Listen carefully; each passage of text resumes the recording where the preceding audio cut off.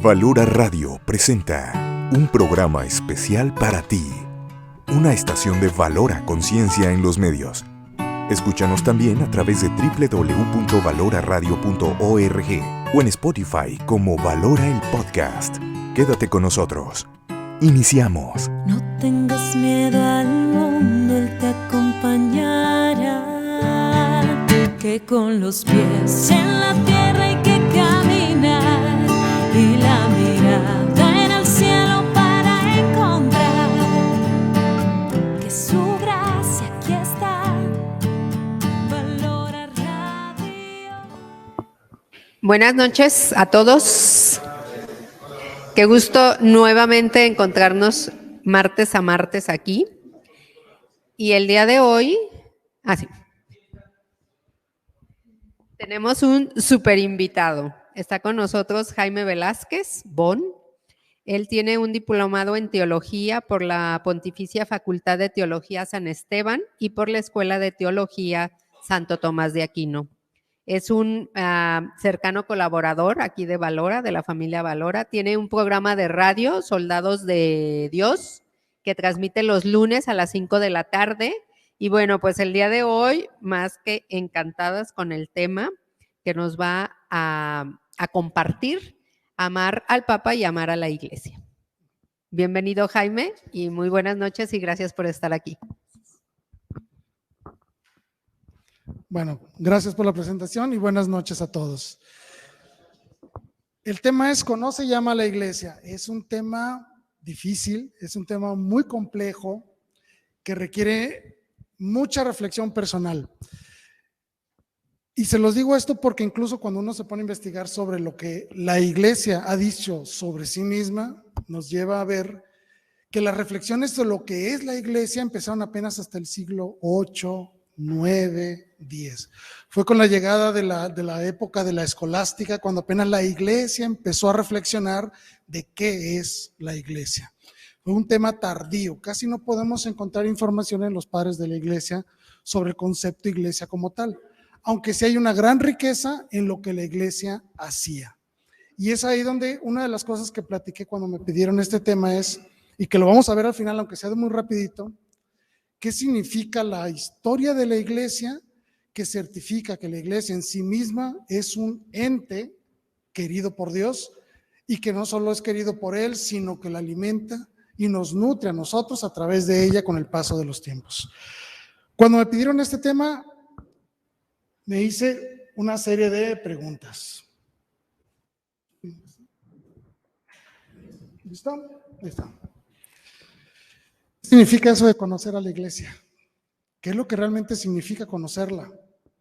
¿Qué cosas hay que conocerle? ¿Qué cosas debemos de reflexionar sobre el conocimiento de la Iglesia? ¿Desde qué perspectiva debo verla? ¿Desde la perspectiva histórica, sacramental, litúrgica, humana, divina, jerárquica? Existen muchas dimensiones de la Iglesia. Es un tema extremadamente complejo y amplio. Y la pregunta que más me gustó, ¿para qué sirve conocerla? ¿Cuál es la utilidad de que yo conozca a la Iglesia? Básicamente es para salvarnos. Es la respuesta única que hay, ¿no? ¿Para qué sirve la Iglesia? Para salvarme, claro que sí. Y por eso es importante conocerla. Incluso yo cuando me enfrento con personas que están adentrándose en la Iglesia y lo primero que me hacen es criticar a la Iglesia, les digo, la Iglesia no está para que te guste, está para que te salves. Conforme la vas a ir conociendo, te va a ir gustando y la vas empezando a amar, pero eso es un proceso. Nadie puede amar a la Iglesia por sí misma, es prácticamente imposible, porque la Iglesia, lo que nosotros percibimos de manera inicial es solo su aspecto humano y nunca su aspecto divino. Obviamente la pregunta que si debo conocerla, la respuesta es sí, claro que debo de conocerla, porque al final de cuentas lo que implica conocer a la Iglesia es conocer cómo me voy a salvar. ¿Cómo puedo acercarme y tener ese encuentro personal con Cristo? Esta frase que está muy de moda, pero ¿cómo lo voy a lograr? ¿Dónde me voy a encontrar con Cristo? Seríamos muy dichosos si tuviéramos un encuentro como lo tuvo San Pablo, pero aspirar a eso es muy complicado. Hay que buscar a Cristo o dejarse encontrar por Cristo, que es diferente, pero hay que saber dónde estar para dejarse encontrar por Él, y esa es la Iglesia. Y obviamente la última pregunta es, ¿de verdad quiero conocerla?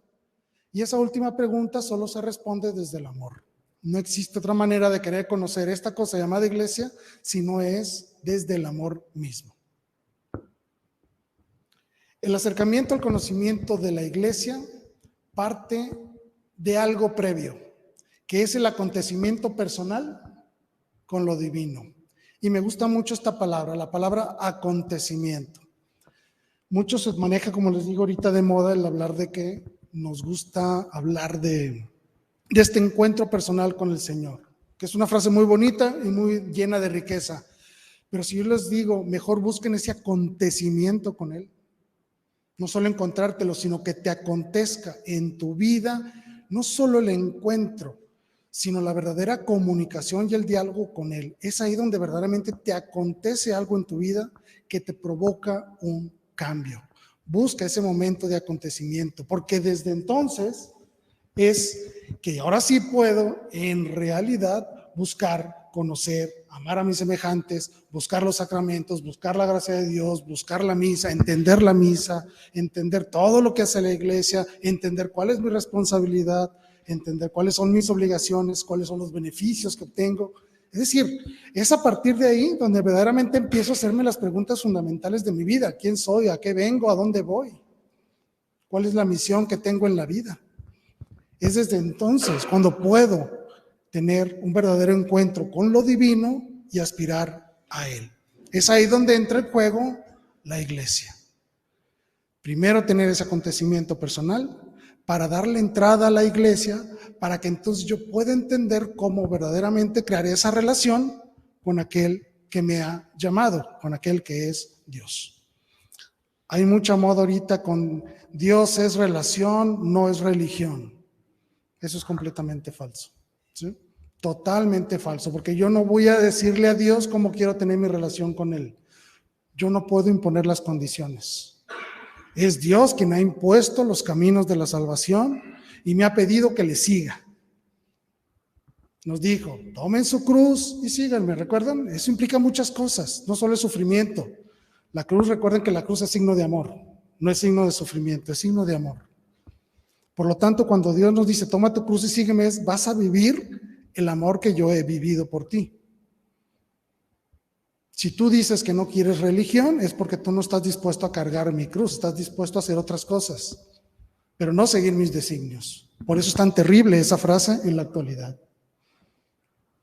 Ok, la iglesia tiene dos dimensiones, ¿no? Y lo sabemos.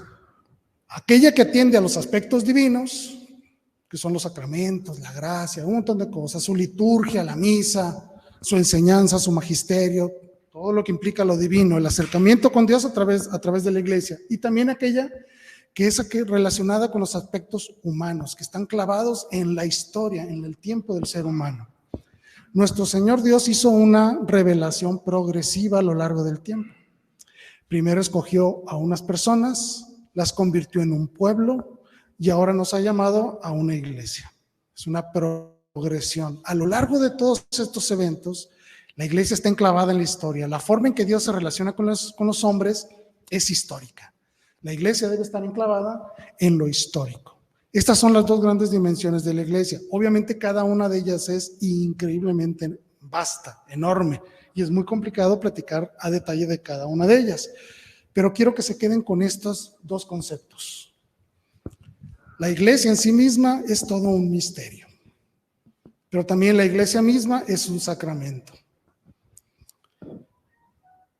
La palabra misterio significa algo que no entiendo, que no comprendo, pero lo conozco. Siempre hablamos en la iglesia de los misterios. En misa hablamos mucho de misterio. En las catequesis se habla del misterio. Esa palabra no debe de asustarnos, al contrario, debe llamarnos a la reflexión. La palabra misterio lo que significa es, te estoy revelando algo que por tus propias fuerzas nunca hubieras podido conocer. Y la parte de sacramento es el juramento dado por Dios a los hombres que nosotros le llamamos alianza. Dios ha establecido varias alianzas con el ser humano. ¿Recuerdan algunas de ellas? El arco iris que se ha pervertido.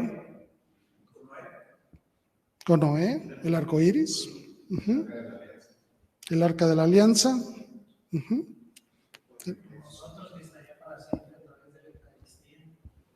la Eucaristía, lo que es la misa, obviamente, el sacrificio de Abraham, ¿sí? Es decir, Dios ha establecido alianzas con el tiempo, con los hombres.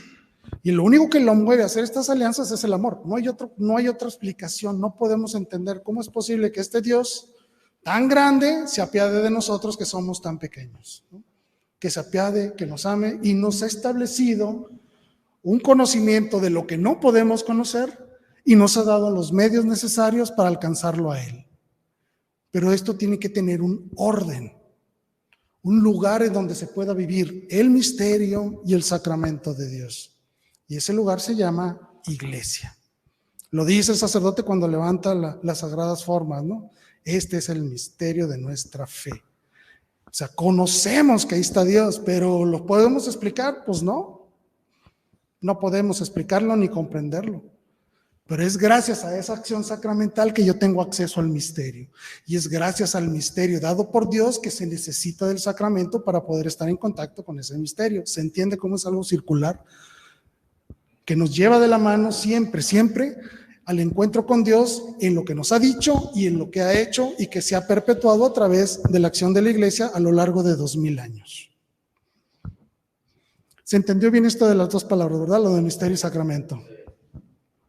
Bueno, para reafirmarlo nada más. Hablar de misterio entonces habla de las realidades divinas. Implica aquello que está más allá de nosotros mismos, que nos sobrepasa en nuestro conocimiento y en nuestro entendimiento. Los misterios de Dios realmente no los podemos entender, pero afortunadamente los podemos conocer.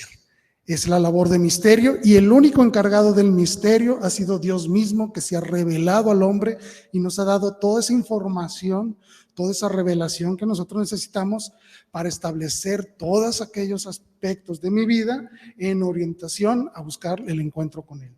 Y obviamente la iglesia como sacramento tiene la misión de ser un signo visible de esa realidad que no podemos ver. La definición de sacramento de los 7 sacramentos es signo visible de una realidad invisible. La iglesia misma es un sacramento también. Es una promesa de alianza de Dios para con nosotros, porque a través de ella comprendemos que hay algo que nos trasciende y hay algo en lo cual nosotros podemos aspirar a través de signos sensibles, a través de la misma acción de la iglesia, su liturgia, sus sacramentos, sus oraciones, su comunidad, etcétera, etcétera. Toda la acción de la iglesia está encaminada al encuentro del misterio a través del testimonio, de la manifestación y de la comunicación de Cristo a través de su acción magisterial a lo largo de la historia. ¿Se entendieron bien estos dos conceptos, verdad? Bien.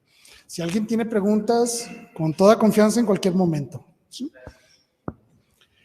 Y lo más importante, que la iglesia misma entonces es un objeto de fe. Debemos entenderla como un objeto de fe que tiene que ser estudiado de manera especial. Pero para ser objeto de fe, pues solo podemos verla desde la fe. ¿Qué quiero decir con esto? Si nosotros nos queremos acercar al conocimiento de la iglesia, solo desde el razonamiento humano no vamos a encontrar en ella nada que la sustente.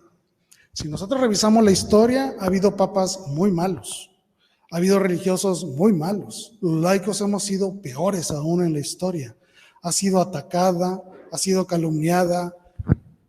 Todo lo malo que le puede pasar a una organización le ha pasado a la iglesia y más.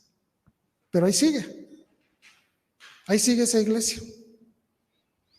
El cardenal Fontaine decía: si yo no fuera cristiano, si no creyera en ningún Dios, si quisiera creer en alguno, buscaría esa fe y esa iglesia que ha sido más atacada a lo largo de la historia. La iglesia católica, obviamente, ¿sí? ¿Por qué? Porque eso es signo de que el hecho de que siga existiendo esta iglesia a lo largo de la historia y ha sido tantas veces atacada, incluso desde adentro mismo, y más ahorita que más está siendo atacada desde adentro, es cuando nosotros comprendemos que lo que le da vida a esta iglesia no es la acción humana. Por eso es que se convierte en un objeto de fe. Al ser una institución visible, y la palabra institución tiene mucho sentido porque fue instituida, es por lo que nosotros damos cuenta que hay algo especial en esta organización, hay algo especial en este grupo de personas que están haciendo algo a lo largo de 2000 años y que no perece a pesar de tantos ataques que ha sido causa a lo largo de la historia. ¿Alguien conoce esa frase? Extra ecclesiam nulla salus.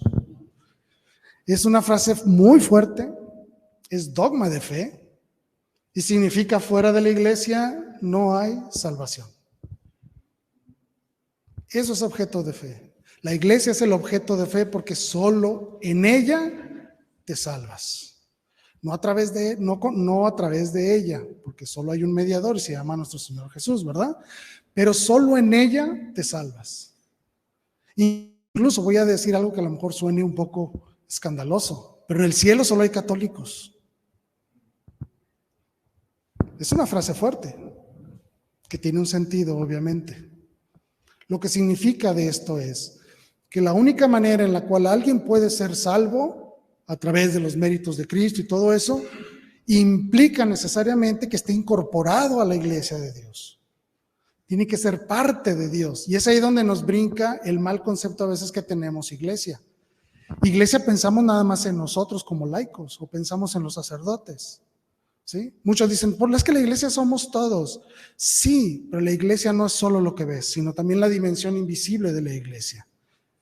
La iglesia, recuerden que tiene 3 grandes dimensiones, ¿no? Triunfante, purgante y peregrina. La iglesia entonces, para poder ser una en Cristo, tiene que trascender estos límites del tiempo y del espacio. Por lo tanto, es lo que digo, todos los en el cielo son santos y todos ellos son católicos. ¿Por qué? Porque están unidos a la única iglesia de Dios. Hay una verdadera comunión eclesial. Están integrados a esta iglesia. Hayan sido integrados de manera visible o invisible, ese es otro boleto. Pero todos debemos pertenecer a la iglesia de Dios porque implica que somos la comunidad de Dios. Ese es darle el verdadero sentido de valor a la iglesia. La iglesia es el elemento en el cual yo encuentro esa salvación prometida por Cristo. Es la manera en la que yo me uno de manera voluntaria a la alianza que Dios nos ha dado. Es la forma en la que yo de manera voluntaria acepto integrarme a esa iglesia. Y el tema de los protestantes, también te comentaste, solo la iglesia, el tema de los protestantes, ¿sí dónde queda? Bueno, es un tema increíble, porque hablar de protestantes es hablar de 30, 40 mil diferentes denominaciones, ¿no? Ok. La frase de extra ecclesiam nulla salus no excluye a aquellos que sin el debido conocimiento, sin culpa alguna, no han tenido acceso a los medios de salvación, pero actúan conforme a su conciencia, actúan conforme a la ley natural, pueden lograr la salvación de una manera especial por los méritos de Cristo. Vaya, para que se entienda, el que no es católico, pero es bueno, se portó bien, no tiene manera de ser católico porque no tiene la capacidad para conocer la iglesia o para integrarse a la iglesia, por los motivos que sean, pero es una buena persona, se arrepiente de sus pecados, le pide a Dios que lo perdone, Dios lo integra a la iglesia y desde ahí se salva. Por eso les decía ahorita, todos nosotros estamos en la iglesia por medio de un bautismo, por medio de un signo visible, pero existen varios bautismos. Está el bautismo de deseo y está el bautismo de sangre. Esto lo explica muy bien Santo Tomás. Cuando él decía, cuando aquella persona quiere integrarse a la iglesia, no la conoce, no sabe ni qué tiene que hacer, pero quiere verdaderamente unirse a esta iglesia y por algún motivo fallece antes de encontrarla, deseaba el bautismo, lo recibe por medio de los méritos de Cristo. Lo que llamamos los bautismos invisibles, el bautismo de deseo o el bautismo de sangre. A mí me preguntaban, oye, ¿pero un guerrero azteca se pudo haber salvado? Sí, pero no conocía a Cristo nunca. Pues no era culpable de su ignorancia. Por lo tanto, si actúa conforme a su conciencia, a la ley natural, actúa de buena manera e invoca a su propio sentido de divinidad dentro de la bondad, puede que Dios le conceda ese bautismo de deseo y lo pueda salvar. Pero se salva en la iglesia, lo tiene que integrar a la iglesia. No existe otro camino de salvación que la iglesia, porque Cristo lo dijo, solo a través de mí se pueden salvar. Soy el único camino al Padre. Y para poder seguir ese camino estableció algo llamado iglesia por el cual nosotros podemos seguir ese camino. Yo no puedo hacer mi propio camino como yo quiera o como yo interprete la revelación. No se vale crear un camino alterno al que ha establecido Dios. De hecho, en los evangelios vemos que hay una parábola donde los apóstoles le reclaman a Jesús porque le encontraban a unos haciendo el bien, pero en su nombre. Entonces Jesús les dice que lo dejen hacer, que sigan, porque los que no están en contra de ellos están a su favor. Entonces es signo de... Sí, es lo que le llaman los diferentes rebaños, ¿no? Que es una muy controvertida frase de nuestro Señor. A lo largo de los años ha tenido muchas controversias de entender qué significa tengo otros rebaños, ¿no? Y podría ser uno de ellos, ¿no? Aquellas personas que no han podido conocer a Dios, pero tratan de seguirlo de alguna manera y tratan de cumplir con esa misión que en su corazón ellos sienten que es el correcto y no hay una culpabilidad de rechazo a la verdadera iglesia. Pueden ser ellos.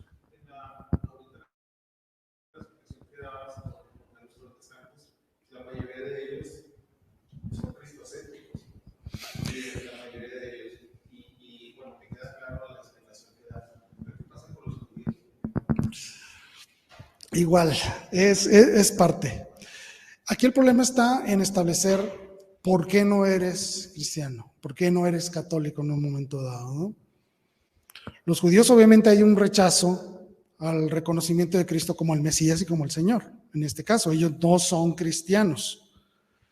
Pero un judío, lo vuelvo a comentar, un judío que no conoce la fe cristiana, no tiene manera de conocerla por el entorno en el que vive, por su familia, nunca tuvo ese acceso de manera intelectual y real al encuentro con Dios a través del cristianismo, pero se comporta como un buen judío, podría ser integrado a través de un bautismo especial a la iglesia y poder lograr la salvación.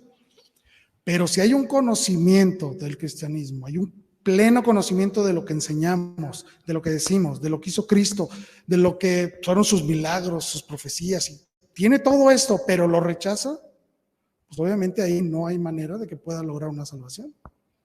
Yo creo que el mayor ejemplo es lo que pasó con San Pablo. Nos piden que se pueden tomar el micrófono. Las personas quieren escuchar sus preguntas.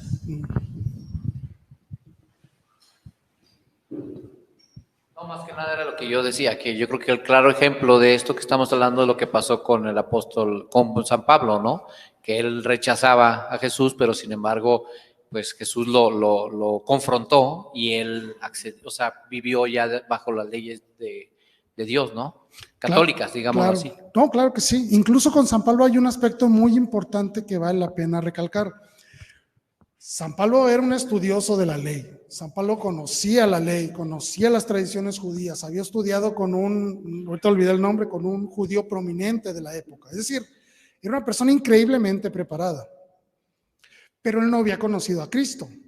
Él solo sabía que había una secta llamada nazarenos que estaban hablando y profesando una nueva fe dentro del mismo pueblo judío. Obviamente eso lo enfurecía, porque no hacían los sacrificios en el templo, porque no hacían una serie de cosas, ¿no? Están faltando a la ley de Moisés. Él se lanza a la persecución, tiene ese encuentro con Cristo, queda ciego, va allá a Damasco, a los 3 días se le caen estas escamas de los ojos, empieza a ver y empieza a hablar de Cristo. ¿Cómo es posible que en 3 días Pablo estuviera profesando la fe de Cristo, anunciando a Cristo?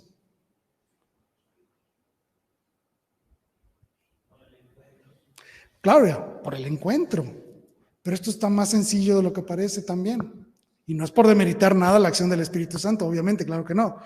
Pero como San Pablo traía toda la información judía, en el momento que la confronta su información, sus conocimientos, las confronta con la imagen de Cristo, automáticamente entiende todo lo que él no conocía.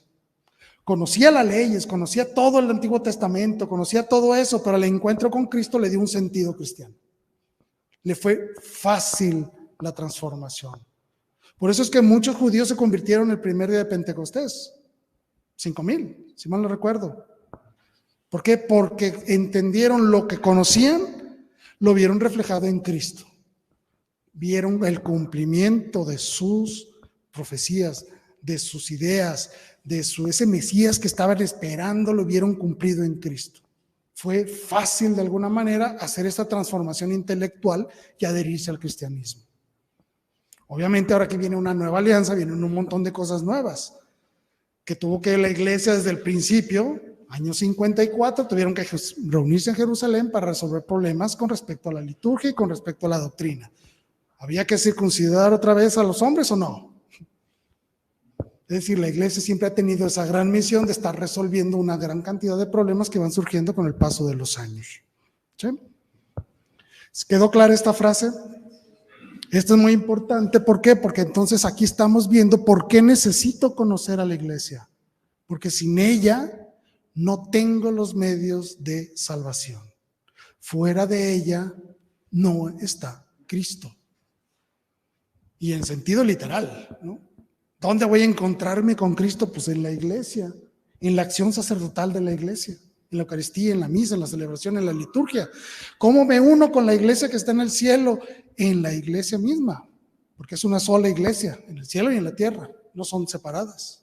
Si yo quiero integrarme a esta realidad eterna de la salvación, tengo que estar en la unidad con los que ya son salvos. Le llamamos comunión de los santos y lo rezamos en el credo. ¿Sí? ¿Okay?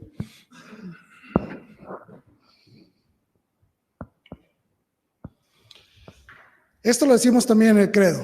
Creo en la iglesia que es una, santa, católica y apostólica, y es importante definirla. Una, por su unicidad y su unidad. Somos muchos, pero somos uno. Dios es trinitario, pero es uno. La iglesia misma es un reflejo de esta Trinidad de Dios. Somos uno, pero eso significa que tenemos una voz, un bautismo, una sola fe. Y esto viene escrito por San Pablo. Una sola fe. No miles, una. Cristo rezó al Padre diciendo que todos sean uno, como tú y yo somos uno. Unicidad es como grupo, vamos a decirlo así, grupo unificado. A eso se refiere con unicidad. ¿Sí? Es santa por su comunión con el santo.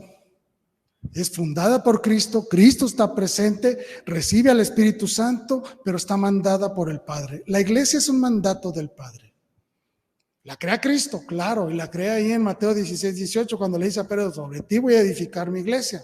¿Dónde se edifica la iglesia? Sobre una persona. Al otro tiempo me estaba preguntando un cristiano no católico, me preguntaba, ¿dónde fundó Cristo la iglesia? Y yo le dije, en Pedro. ¿Pero cuál es la iglesia más antigua? Donde esté Pedro. Porque ahí la fundó. No la fundó en una ciudad, no la fundó en una comunidad, la fundó en Pedro. Y después agrega a los demás como pilares y fundamentos de esta iglesia. Cristo la santifica y nosotros nos santificamos a través de ella. Porque es el reflejo de la santidad de Dios que es mostrada en la iglesia y es donde yo aspiro a tener esos medios de santificación. Quiero estar con Cristo, tengo que estar en la unidad con Él. Es católica, significa universal. Esta catolicidad no solo significa a todos los pueblos, a todas las personas, sino también a todos los tiempos. Desde Adán hasta la fecha de hoy.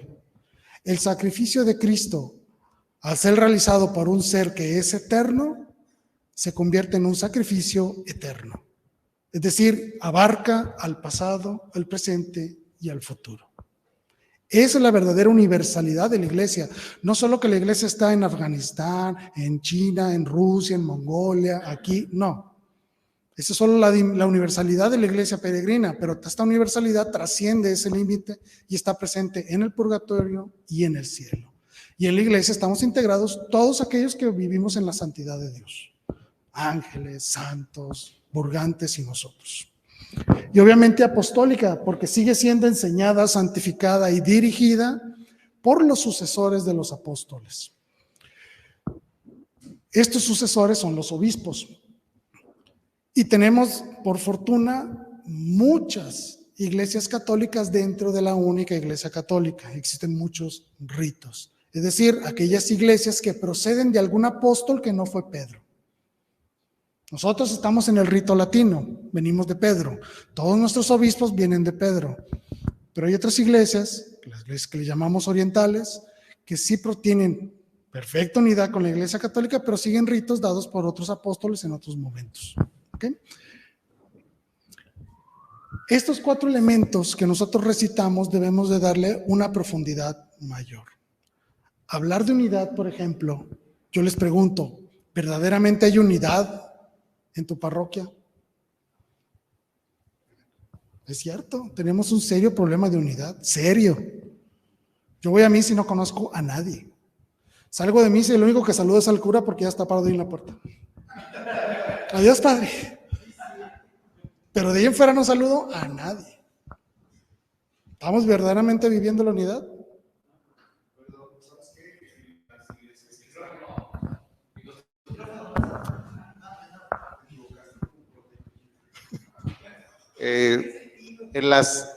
¿Cómo se llama? En las iglesias que están en construcción, esa dinámica es bien diferente. O sea, realmente nos conocemos todos. Digo, yo vivo en una comunidad donde es así y sí, por lo menos los agentes de pastoral, que somos como 250, nos conocemos todos. Y de ahí a sus familias, y luego de repente, pues mira, ella es mi mamá, que no es agente de pastoral, pero está aquí, ¿no? Entonces, esa dinámica yo creo que se va perdiendo cuando la construcción se acabó, ¿no? Sí, ya que el templo tiene ahí muchos años, sí, ahí cuando las nuevas se pierde. generaciones le empiezan a integrar, Sí. se empiezan a crear separación. Incluso, y ahí vienen después los problemas entre todos los de pastoral, que los de la liturgia se pelearon con los de la social. Es decir, este concepto de unidad debe abarcar más de una bonita frase y expresión hablando de la unidad de la iglesia. Pues hay que verdaderamente hacerlo, empezar a verdaderamente unirnos como comunidad. Tenemos serias deficiencias en este sentido, e incluso me atrevo a decirlo que es uno de los principales factores que provocan el sectarismo en la iglesia, la deserción de la iglesia. Si nosotros vamos a pues, ¿qué le voy a decir? Vamos a ponerlo así, a una reunión con cristianos no católicos, te reciben, te abrazan, te besan, te apapachan, pellizco, te dan torta, te dan un sándwich, refresco, te apapachan todo el rato, te llevan a tu casa, ¿sí? Te abruman con este concepto de unidad, cosa que nosotros estamos fallando mucho. ¿Sí?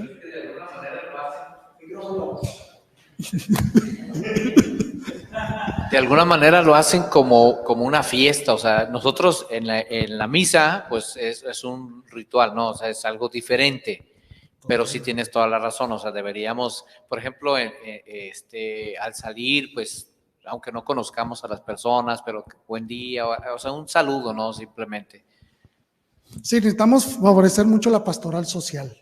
Desde que llegas al templo, que te reciban, te den tu hojita, vamos a hacer esta misa, quieres leer, o sea, es decir, empezar a crear ese compañerismo. Al final vamos a tener aquí unos refresquitos, no sé, cualquier cosa, pero empezar a buscar nuevamente crear este sentido de unidad social que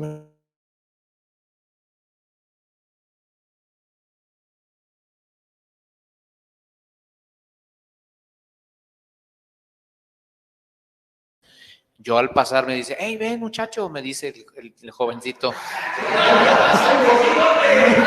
Y yo dije, ¿es a mí? Ah, caray. Lo bueno es que no me está tomando la cámara, ¿verdad, Marquito?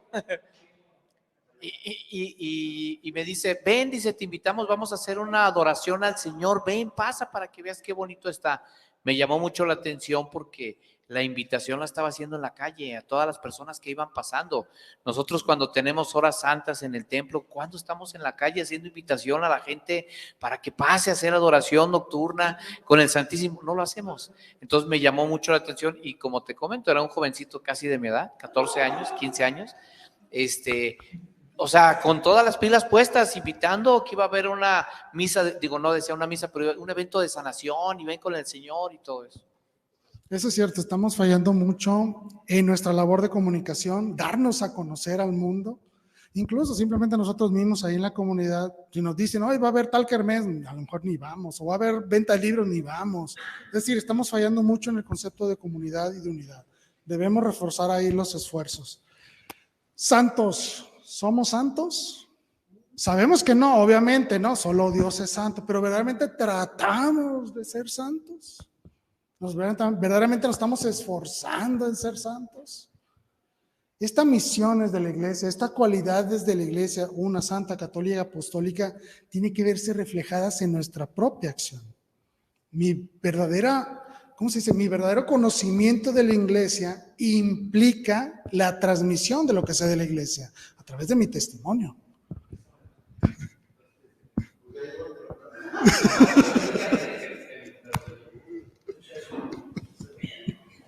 En una ocasión me dijo un sacerdote que todos los que recibimos el bautismo somos santos, porque desde ese momento recibimos el Espíritu Santo en nuestro ser. Entonces, desde ese momento ya eres un santo. Ahora tienes que emprender un camino de santidad. Pero ya eres santo, desde ese momento ya eres partícipe de la iglesia, ya eres familia de la iglesia, recibes el Espíritu Santo, entonces ya lo somos, nada más que ahora pues hay que hacerle honor a lo que llevamos, ¿no? A lo que me comentó el sacerdote. Claro, por medio del bautismo somos santificados y somos encaminados a lo santo y a la santidad. Obviamente el pecado puede llegar a tronar esa santidad con la pérdida de la gracia, obviamente, pero sí es importante ser santos, esforzarnos en serlo lo mejor posible. Rapidito, como una vez escuché que un profesor les decía, ya todos tienen 10, pero ahora dicen, ¿cómo? Pues ya pasé, entonces ya así de fácil. No, pues ahora tienen que durante todo el curso mantener ese 10. Exacto, eso es cierto.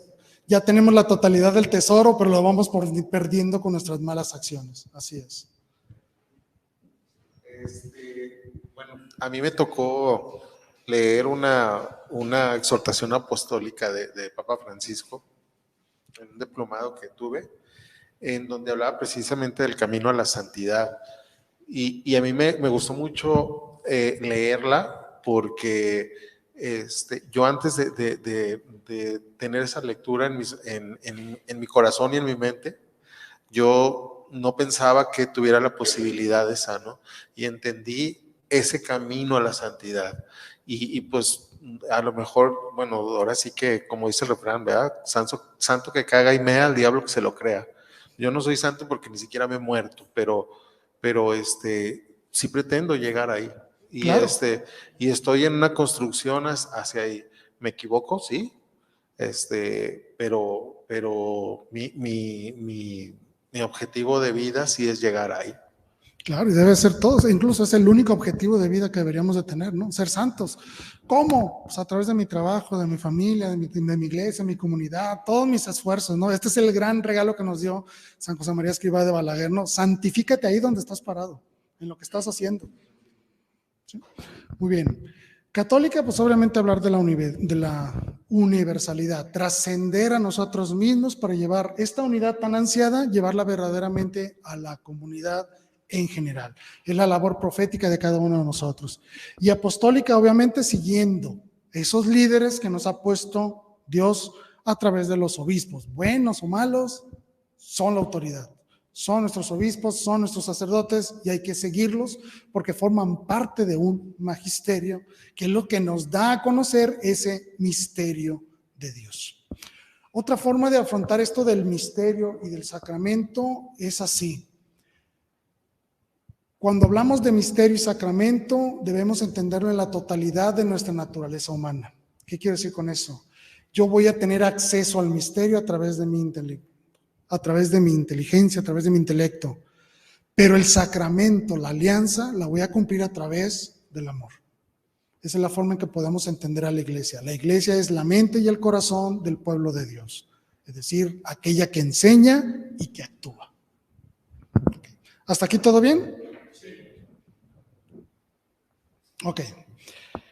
Estos tres temas, pueblo de Dios, cuerpo místico de Cristo y templo del Espíritu, son enormes. Son temas para días enteros de estarlos analizando, citas bíblicas. Es increíblemente vasto. Solo quise traerles una pequeña definición para entender estos tres conceptos que se manejan mucho en la iglesia. Que somos el pueblo de Dios, que somos templo del Espíritu, que somos esto. Bueno, hay que entenderlos de una manera muy sencilla. Llamamos pueblo de Dios a la iglesia porque la alianza de Dios inicia con la selección de un pueblo, el pueblo judío en la antigua alianza. Esta dimensión que era muy exclusiva, a través de Cristo trasciende a la universalidad, a todas las personas. Lo decía San Pablo, ya no son griegos ni judíos, ya no son paganos o gentiles, ya no, ahora somos un solo pueblo. Con pueblo nos estamos refiriendo a esa promesa antigua que hizo Dios con un pueblo y que se renueva ahora sí con el pueblo llamado iglesia. A eso se refiere esa expresión del pueblo de Dios. Cuerpo místico de Cristo. Aquí es un tema increíblemente complejo. ¿Por qué? Nuestro Señor Dios quiso que fuéramos un pueblo social, es decir, una comunidad, ¿sí? Que busque la perfección a través de la santidad, a través del amor, a través de los sacramentos, a través de la gracia, y para eso nos da el Espíritu Santo, nos da una iglesia, es decir, nos da todos los elementos necesarios. Pero hay algo muy importante. Cuando hablamos de cuerpo místico es porque estamos integrando, primero que nada, un organismo vivo. La iglesia es un organismo vivo, dinámico, que se mueve, que está llamado al movimiento constante y permanente. Y no solo tiene que ver con un aspecto, cuando se decimos místico, no tiene que ver solo con un aspecto acá abstracto, espiritual y cosas de esas. También tiene un sentido material. Cuando nosotros comulgamos, ¿qué nos comemos? Entonces, si yo soy lo que me como, ¿en qué me convierto? En Cristo. ¿Sí? Yo conocí a un amigo que estaba bien gordito y le dije, recuerda que somos lo que comemos. Entonces él me dijo, uy, entonces estoy delicioso. Comemos a Cristo. Por lo tanto, mi carne está compuesta de Cristo.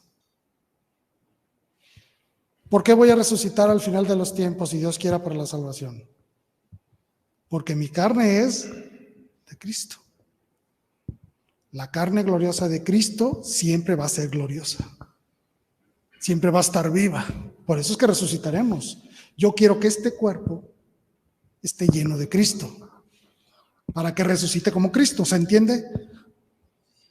Cuando hablamos de cuerpo místico de Cristo, no solo se refiere a un aspecto abstracto y espiritual, sino que verdaderamente se trata de que conformamos un cuerpo vivo en Cristo. Por lo tanto, la oración que yo hago aquí trasciende a este espacio. Si yo hago oración por mi abuelita, por mi tío, por mi abuelo, por quien sea, trasciende porque mi integración con el cuerpo es total. Con el cuerpo total de la iglesia. Si falla un órgano del cuerpo, pues todo el cuerpo se enferma, ¿verdad? En cambio, si los órganos de este cuerpo trabajan bien, actúan bien, cumplen con su labor, con sus funciones, el cuerpo vive y se mueve y tiene frutos y empiezas a cumplir esa misión que se nos encomienda en cada misa. Vayan a hacer vida lo que aquí hemos celebrado. Por cierto, misa significa misión, no sé si sabían eso. Bueno, y templo del Espíritu, ¿por qué? Porque si es un organismo vivo, necesita de un alma, y esa alma se llama Espíritu Santo. La acción del Espíritu Santo es increíblemente grandiosa dentro de la iglesia. Simplemente imagínense esto. Está nuestro Señor Jesucristo, ya resucitó, está glorioso ante los apóstoles, y les dice, les conviene que me vaya. ¿Cómo que nos conviene que te vayas? Porque va a venir el Paráclito. Imagínense la impresión que se llevaron los apóstoles, pues ¿quién va a venir? Si me conviene que tú, Señor, te vayas, ¿quién va a venir? Pues es el Espíritu Santo. El verdadero, si lo queremos racionalizar un poco, pues es el amor de Dios, ¿no? La Trinidad se explica como el que ama, el amado y el amor mismo. Ese es el Espíritu Santo, el amor mismo de Dios. Somos templo del Espíritu porque somos amados por Dios, porque nos da vida, y no solo como personas, sino también como organismo vivo llamado iglesia. ¿Se entendieron estos tres conceptos? Les digo, son muy complejos y muy profundos, pero ahorita quería nada más enseñarlos así rápido. ¿Vamos bien? Sí. ¿De tiempo vamos bien? Muy bien. La iglesia no puede ser desligada de la misión que le ha sido encomendada. ¿Sí? Las últimas líneas del Evangelio según San Mateo dice, vayan por todo el mundo enseñándoles a todos y bautizándolos en el nombre del Padre, del Hijo y del Espíritu Santo. ¿Sí? La gran misión, ¿no? Enseñar y bautizar. ¿Qué significa? Ser maestros y ser conductores de la gracia. Eso es lo que significa realmente todas estas palabras. Por lo tanto, la misión de la iglesia es la que le da sentido a la existencia misma de la iglesia. Y no es otra cosa más que darle continuidad a lo que hizo Jesús. Cuando nuestro Señor Jesús dijo, hagan esto en memoria mía, no solo se refería a la misa, sino a todo lo que había hecho, ¿no? Por eso les dejo un mandamiento nuevo que viene al final del Evangelio de San Juan, ¿no? Ámense como yo los he amado. Esa es tu misión, llevar mi amor a través de ti mismo a los demás. Hacer lo que yo hice, enseñarles lo que he dicho y bautizarlos. Es decir, integrarlos a este cuerpo vivo para que en él encuentren la santidad. Esa es la misión de la iglesia. Para eso existe. Esa es la única función de la iglesia, salvarnos. Ese es el único interés de la iglesia, salvarnos. Esa es su función primordial. Por lo tanto, no podemos desligarla de esta misión. Ya cuando la iglesia se empieza a meter que con ecología, que cuidar animalitos, que cuidar arbolitos, se está desviando de la visión. ¿Sí? Que es importante hacer todo eso, cuidar la casa común, como dice el Papa Francisco. Pero la función de la iglesia es que nos salvemos. Cumplir con ese mandato del Señor de que quiere que todos los hombres se salven y lleguen al pleno conocimiento de la verdad. Y esta frase me gusta mucho, porque no se trata de conocer la verdad a medias, no se trata de vivir en la verdad a medias, sino al pleno conocimiento de la verdad, el pleno conocimiento de Cristo, del logos que nos ha dado el Padre. ¿Se entiende lo que implica conocer a la iglesia? Todos los conceptos así que rapidito hemos comentado, ¿no? Bueno. Es por eso entonces que debo conocerla y amarla. El concepto de amar a la iglesia es comprenderla en su misión, comprenderla en su origen, en su labor y en su misión. Y comprender también que amar a la iglesia implica algo mucho, mucho más profundo, amar a Cristo mismo. Esto lo dijo San Eugenio de Macenod. La iglesia es el precio de la sangre de Jesucristo y el objeto de su amor infinito por los hombres. La ha amado más que a su propia vida y a través de él es querida por Dios Padre. Que esto es muy importante. A través de él es querida por Dios Padre, que desde toda la eternidad la había amado hasta dar por ella a su único Hijo. ¿Sí? Frase famosísima de San Juan. ¿Sí? Tanto amó Dios al mundo que dio a su único Hijo. ¿Verdad? Pero quiero que se centren en esto.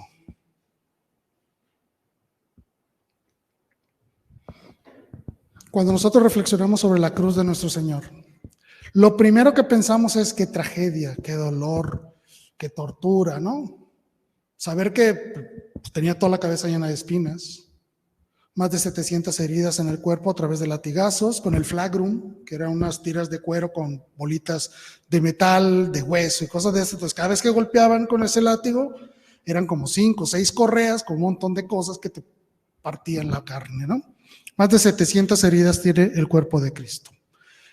El hombro completamente desollado, sin piel, sangre viva por cargar la cruz, rodillas destrozadas, la cara destrozada de golpes, la nariz fracturada por un golpe con un palo,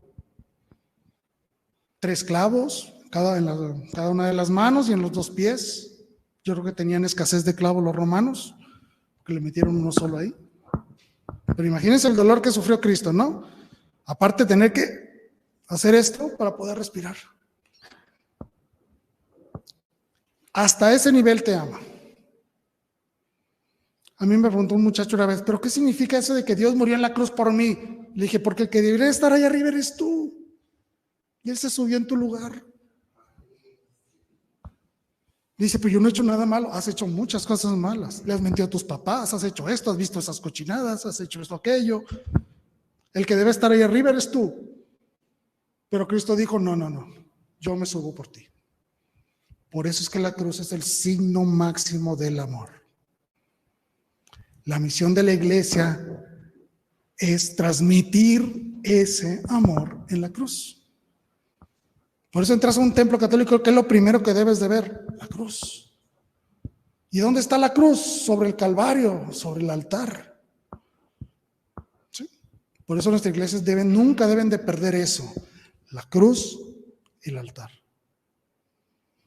Porque nos recuerdan que lo que sucede ahí es precisamente eso, el viaje en el tiempo que nos coloca en el Calvario, donde podemos encontrar el amor de Cristo que nos deja un organismo vivo en el cual puedo encontrarme con Él.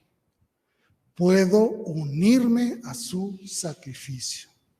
Puedo decirle, sí, Señor, quiero estar contigo, quiero seguirte. Es donde verdaderamente tengo ese encuentro real y personal con el Señor dentro de esta iglesia, porque esa es la misión de la iglesia. Decirte, hey, aquí está Cristo, mira, ven. Nace de eso, obviamente. La iglesia nace, hay muchas formas de decir que nace la iglesia. En lo personal, a mí me gusta decir que la iglesia nace en la primera vez que Cristo le dijo a alguien, ven y sígueme. En ese instante se convirtió en una comunidad. ¿Sí? Obviamente la iglesia nace en el momento en que se le encomienda la omisión. Hagan esto en memoria mía. Pero cuando inicia la iglesia, Pentecostés. Cuando viene ese elemento vivo que le da, el elemento que le da vida a la iglesia, que es el Espíritu Santo. Okay. Un comentario rápido. Fui a la misa de Pentecostés. El sacerdote que estuvo ahí viendo las pláticas dijo algo que me pareció muy bonito, que Cristo es como el segundo Adán, porque que o sea, Adán, el primero que conocemos, fue el que falló, fueron los que hicieron el pecado original. Entonces manda a Jesús, que es el segundo Adán, que es el restaura la iglesia y la funda y la iglesia. Así como de Adán, Dios creó a la mujer de su costilla, comentó que la iglesia nació también del costado de Cristo cuando le pusieron una lanza. Entonces se me hizo esa reflexión muy bonita.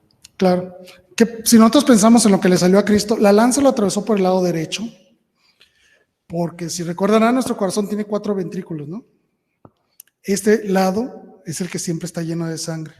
Entonces, cuando lo atraviesa sale la sangre y el agua, ¿no? De los pulmones que estaba batallando para respirar. Es lo que le llamamos sacramentos, ¿no? Agua, bautismo, sangre, Eucaristía. Por eso dice que la iglesia nace de aquí salen los sacramentos del amor de Dios, ¿no? Para la iglesia. Y eso de que Cristo es el nuevo Adán es una teología muy bella, es una teología muy compleja, muy amplia, que vale la pena así comentarla rápida. En el paraíso estaban Adán y Eva, ¿no? Lo sabemos. Viene la serpiente, engaña a Eva. ¿Por qué a la mujer? ¿Por qué no fue directamente con Adán? Porque sabía perfectamente la serpiente que la obra magnífica de Dios era la mujer. Y si quiero tumbar al hombre, quiero tumbar al ser humano, tengo que tumbar primero a la mujer. Tumba a la mujer, le da de comer a Adán, también cae Adán, llega Dios y le pregunta, Adán, ¿comiste? Ella tuvo la culpa. Y fueron con la mujer y tú, ¿comiste? La serpiente me dijo. Si Adán y Eva hubieran pedido perdón, a lo mejor otra cosa sería, ¿no? Pero ninguno de los dos dijo, perdóname. Obviamente la tragedia del ser humano entró por una mujer, ¿sí? Con la desobediencia de Eva. Había que restaurar ese paraíso. ¿Cómo lo vamos a restaurar? Génesis 3:15. Cuando le dice Dios, cuando hace la sentencia y la profecía, el protoevangelio de la salvación, pondré enemistad entre tú y la mujer. Cuando le dice al demonio, ahí está hablando de María. ¿Cómo entra la salvación al mundo? Con María. ¿Quién fue la primera que desobedeció? Eva. ¿Quién fue la primera que obedeció en todo? María. Por eso es el nuevo Adán, Cristo, el nuevo hombre. Aquel que viene a confirmar las buenas acciones, aquel que viene a restaurar esa naturaleza caída, ¿no? Aquel que viene a trabajar por amor. Con Eva le dijo, vas a tener hijos con dolor. San Juan fue el primer hijo sin dolor de la iglesia, de María. Se restaura la condición original del ser humano. María fue la primera en tener un hijo sin dolor ahí en la cruz, en ese árbol del bien y el mal llamado cruz. ¿Sí? Porque eso es lo que vemos en la cruz, vemos el bien y el mal. Porque a través de la cruz nosotros conocemos el amor de Dios tan grande que tiene por nosotros, pero también reconocemos la gravedad del pecado que Él puso a Dios ahí. ¿Sí? Okay. ¿Se entiende?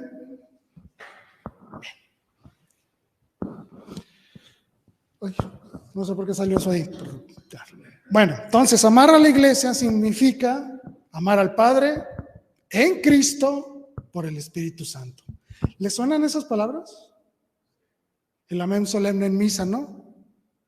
Cuando levanta el sacerdote las hostias y la sangre y dice,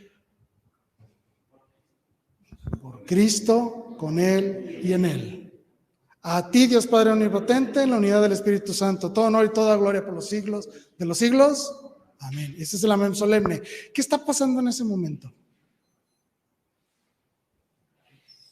Si lo pudiéramos ver, hagan de cuenta que se abre el techo del templo, se aparece el Padre con todos los ángeles, con todos los santos, se abre la tierra y está toda la iglesia por dentro en ese momento. Porque en ese momento lo que hace el sacerdote es llevarnos al Padre por Cristo, con Él y en Él. ¿Qué sigue después de eso? El Padre nuestro. ¿Por qué? Porque ahí está el Padre. En la iglesia se hace presente la Trinidad. Es el lugar del encuentro trinitario.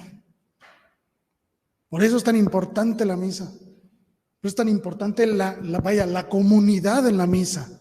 Porque estamos en la verdadera adoración universal al Padre. Obviamente también significa amar al prójimo, como Cristo nos ha enseñado a amar, y obviamente implica amarme a mí mismo.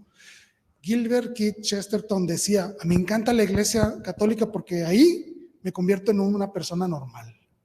Se me quita todo lo loco. Y tenía razón, porque al momento en que yo comprendo esto, me convierto en una persona normal. Una persona que se ama a sí misma. Una persona que busca el bien de los demás. Una persona que ama a Dios y que busca adorarle de mejor manera. Me convierte en una persona normal.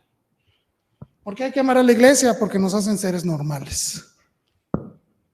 No sé por qué sigue saliendo así, perdón. Bueno, obviamente también implica sacrificio, darle tiempo, dar esfuerzos, hacer oraciones, hacer ayunos, un montón de cosas, ¿no? Implica dar testimonio. Y cuando sea necesario usar las palabras también, como decía San Francisco. Y obviamente un compromiso leal conmigo, con mi familia y con mi comunidad de cumplir con la palabra de Dios. ¿Les llama la atención algo de esas tres palabras? Sacerdote, profetas y reyes. La única forma en la que yo puedo cumplir con mi obligación de cristiano es en la iglesia. Viviendo en la iglesia, viviendo la unidad de la iglesia, viviendo la acción de la iglesia. Es la única manera. Por eso es que yo amo a la iglesia, porque es el único lugar donde yo encuentro mi verdadero yo. El único lugar donde yo me puedo quitar la máscara del egoísmo y ser genuino, porque solo siendo genuino puedo tener un encuentro con Dios. Yo no puedo presentarme con Dios con una máscara, es imposible. Dios no me da audiencia si traigo una máscara. Tengo que ser genuino. Y eso es lo que hablaba el cardenal Fulton Sheen también. Solo desde el yo, desde mi verdadera personalidad perfeccionada en Cristo, tengo ese encuentro con Cristo en el más allá. ¿Se entiende?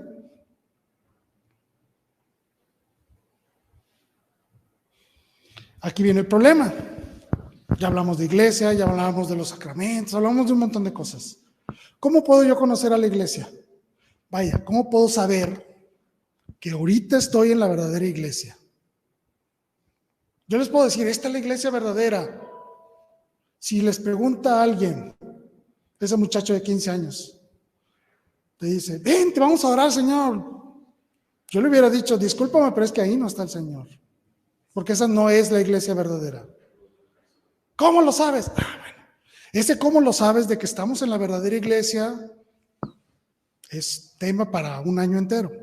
Pero voy a mostrar solo pequeños destellos de por qué sé que estoy en la iglesia verdadera a través de un rapidísimo recorrido histórico. Muy sencillito. ¿Cuándo surgen las iglesias protestantes?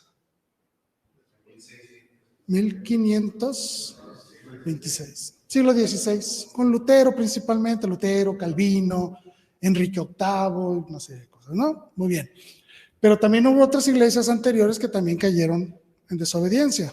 Los arrianos, los valdenses, incluso el mismo cisma de Oriente, que ya después muchos se reintegraron y ahorita hay un montón de ortodoxos y andan peleando entre todos ellos, está un relajo. Bueno, la respuesta es muy sencilla. ¿Cómo puedo saber que estoy en la verdadera iglesia? Porque esta iglesia tiene historia. ¿Sí? No fue fundada hace poquito, no fue fundada hace un siglo, 5 siglos, no, fue fundada hace 2000 años. Pero yo siempre quiero enfatizar en este tipo de cosas. Porque esta iglesia católica verdaderamente es única. Si yo voy con una iglesia de cualquier denominación, de una esquina, no tiene nada que ver con la que está en la otra esquina. Hay una verdadera separación entre ellos. No existe la doctrina, no existe unicidad de fe, no existe absolutamente nada. En nosotros sí existe. Y esto es fundamental conocerlo. Primera carta a los Corintios dice: les pido, hermanos, en el nombre de nuestro Señor Jesucristo, que tengan todos un mismo hablar, una sola fe.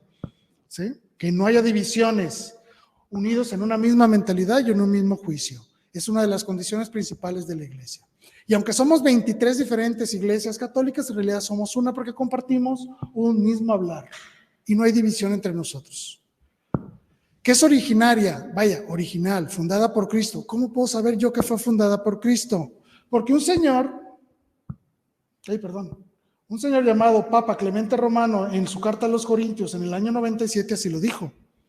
Establecieron está hablando un poquito de la integración del episcopado, pero dice: por esta razón, con pleno conocimiento de lo que había que suceder, establecieron a los susodichos y dieron para lo sucesivo la norma de que cuando ellos murieran, o sea, los apóstoles, otros hombres probados les sucedieran en el ministerio. Está hablando de la sucesión apostólica. Yo puedo rastrear de dónde viene el obispo, que ahorita aquí está en el arzobispado de Guadalajara, puedo rastrearlo en el tiempo y llegar a San Pedro. A este obispo que está aquí lo nombró otro obispo, y a ese otro obispo lo nombró otro, y otro, y otro, y otro, y me voy así hasta llegar a San Pedro. El testimonio de la sucesión apostólica, es decir, la sucesión de obispos a lo largo de 2000 años, es un evento histórico y lo podemos comprobar desde el primer siglo. Esta carta está muy bonita, recomiendo que la lean. Es vicaria. ¿Qué significa eso? Que cumple con la misión dada por Cristo. Está aquí para cumplir con aquello que Cristo le ha acordado, porque es necesario que toda la iglesia esté de acuerdo con esta iglesia. ¿A cuál se refiere? San Ireneo. Se refiere a la iglesia de Roma. Por eso hablamos de que la iglesia de Roma es la principal. Hablamos de que la iglesia de Roma es donde está el Papa y que hablamos de todo esto, ¿no? ¿Por qué? Porque esta es aquella donde Pedro y Pablo la edificaron de alguna manera con su sacrificio, y obviamente porque en Pedro fue fundada la iglesia. Ahí donde está Pedro está la iglesia. Es el signo de la unidad.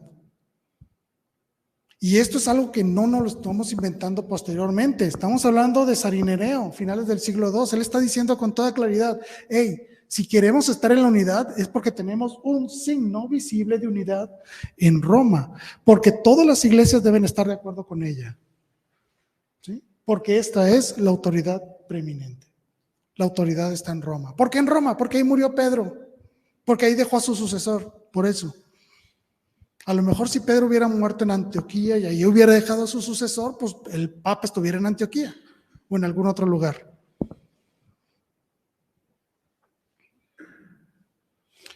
Es sacramental. Esta carta de un señor llamado San Ignacio de Antioquía fue escrita en el año 107 y hace esta advertencia que para mí es fabulosa.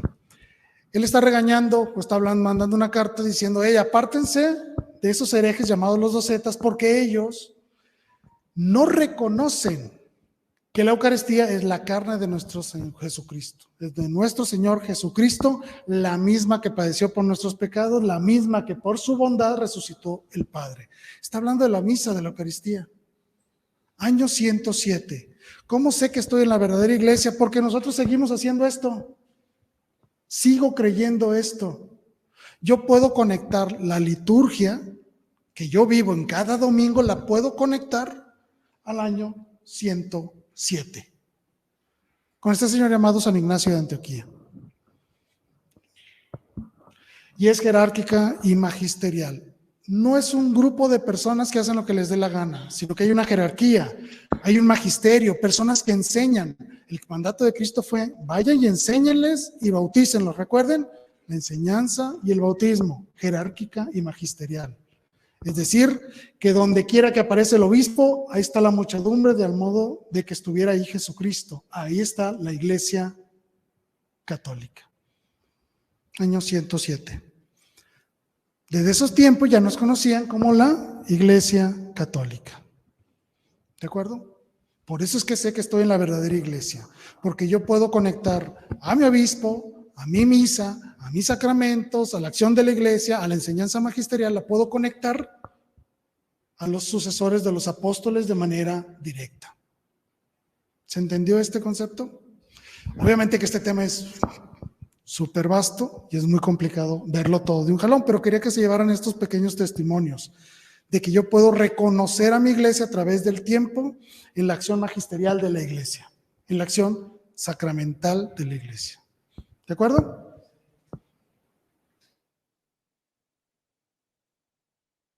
¿Dudas, preguntas, quejas?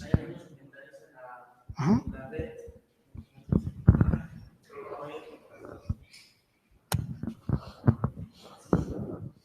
Dice Cristi Landeros, ¿dónde puedo estudiar más respecto al cuerpo místico? Bueno, pues ahí básicamente es encontrar cualquier tratado de eclesiología que encontremos. Es un poco complicado porque este tipo de materias obviamente no son muy populares entre los laicos. Básicamente dentro del sacerdocio es cuando mejor se estudian, o en aquellas academias pontificias donde hay un curso especializado en eclesiología. Gracias. También dice que tienes que regresar porque falta tiempo para que nos expliques la historia de la iglesia. Paola Medina nos dice, sí, que nos cuente de la historia de la iglesia, que es base para aprender más de nuestra iglesia y así poderla amarla más. La serpiente estaba en un árbol, de ahí viene la muerte por la desobediencia. Cristo nos ama en el árbol de la cruz y de ahí viene la vida con la obediencia. Así es. Gracias, Jaime. Dice, caminando juntos. Susi Flores dice, nuestras familias también podemos vivir la donación y el encuentro. Claro que la misa es precepto dominical, pero que la familia también tenemos un encuentro con Cristo. Claro, porque son signos de la Trinidad misma. Dice que es mucha información y todo es importantísimo. ¿Cuánto nos falta por aprender? Excelente tema, todos los católicos debemos saber. Felicidades, buenas noches, excelente tema. Y maestro, no sé si después pueden explicar la Santa Misa. Claro que sí. Gracias, es una plática formativa y entendida. No tengas miedo al mundo, Él te acompañará, que con los pies en la tierra